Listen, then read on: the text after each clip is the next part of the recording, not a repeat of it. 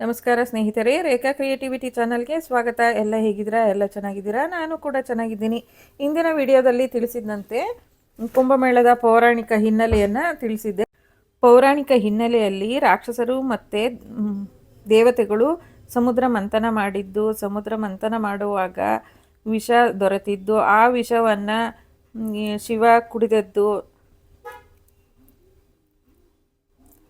ಆ ವಿಷವನ್ನು ಪಾರ್ವತಿ ಗಂಟ್ಲಲ್ಲೇ ತಡೆದಿದ್ದು, ನಂತರ ಧನ್ವಂತರಿ ಜೊತೆಗೆ ಅಮೃತ ದೊರೆತಿದ್ದು, ಆ ಅಮೃತ ತೆಗೆದುಕೊಂಡು ಬರುವಾಗ ಮತ್ತೆ ಆ ಅಮೃತ ಕಳಶದಲ್ಲಿ ಇರುವ ಅಮೃತಕ್ಕಾಗಿ ದಾನವರು ಮತ್ತು ದೇವತೆಗಳ ಜೊತೆ ಯುದ್ಧ ನಡೆದಿದ್ದು, ಆ ಯುದ್ಧ ನಡೆಯುವಾಗ ಅದನ್ನು ತೀರ್ಮಾನ ಮಾಡೋದಕ್ಕೆ ಅಂತ ಮಹಾವಿಷ್ಣು ಮತ್ತು ಮೋಹಿನಿ ರೂಪ ತಾಳಿದ್ದು, ಮೋಹಿನಿ ರೂಪ ತಾಳುವಾಗ ಆ ಅಮೃತನ ದಾನವರಿಗೆ ಮತ್ತು ದೇವತೆಗಳಿಗೆ ಹಂಚುವಾಗ ಅದರ ಅಮೃತದ 4 ಅವರು ಕಿತ್ತಾಡುವಾಗ ಅದರ 4 ಹನಿ ನಮ್ಮ ಭಾರತ ದೇಶದ ನೋಡಿ ಹರಿದ್ವಾರ, ಪ್ರಯಾಗರಾಜ, ಉಜ್ಜಯಿನಿ ಮತ್ತು ನಾಸಿಕ್ 4 ಸ್ಥಳಗಳಲ್ಲಿ ಒಂದೊಂದು ಹನಿ ಬಿದ್ದಿದ್ದು, ಆ ಬಿದ್ದಂಥ ಜಾಗದಲ್ಲಿ ಕುಂಭ ಮೇಳನ ಆಚರಿಸೋದು.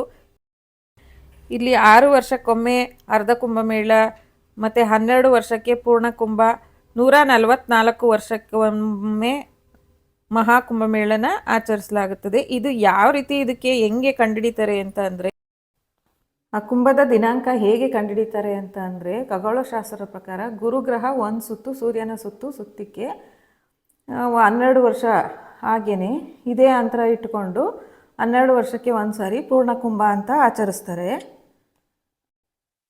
ಹಾಗೆಯೇ 144 ವರ್ಷದ ಮಹಾಕುಂಭದ ಬಗ್ಗೆ ಹೇಳಬೇಕು ಅಂತ ಅಂದರೆ, ಈ ಮಹಾಕುಂಭದ ಸಮಯದಲ್ಲಿ ಚಂದ್ರ, ಗುರು, ಭೂಮಿ ಹಾಗೂ ಸೂರ್ಯ ಎಲ್ಲ ಗ್ರಹಗಳು ಒಂದೇ ಸಾಲಿನಲ್ಲಿ ಬಂದು ನಿಲ್ತಾರೆ.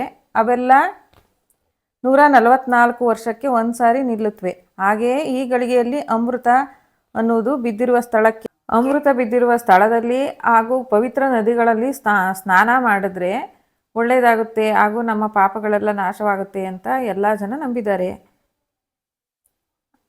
ಅದಕ್ಕಾಗಿಯೇ ಮಹಾಕುಂಭದಲ್ಲಿ ಲಕ್ಷಾಂತರ ಜನ ದೇಶ ವಿದೇಶಗಳಿಂದ ಬರ್ತಾರೆ.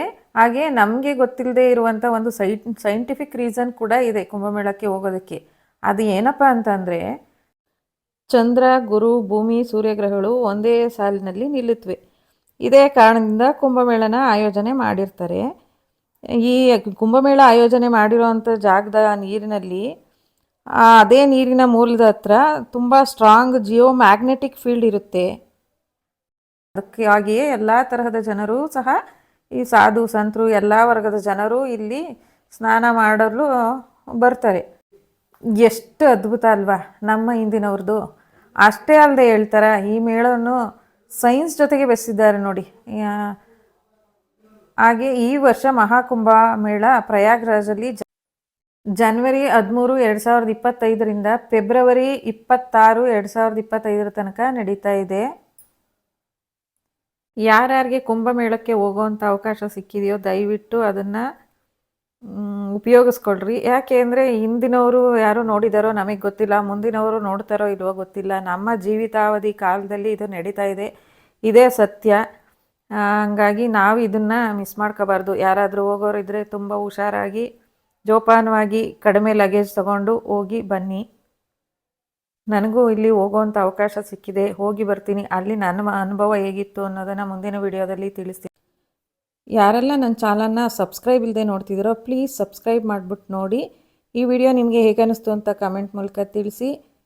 ಮತ್ತೆ ಭೇಟಿಯಾಗೋಣ ಮುಂದಿನ ವಿಡಿಯೋದೊಂದಿಗೆ. ಅಲ್ಲಿವರೆಗೂ take care, bye bye, thank you.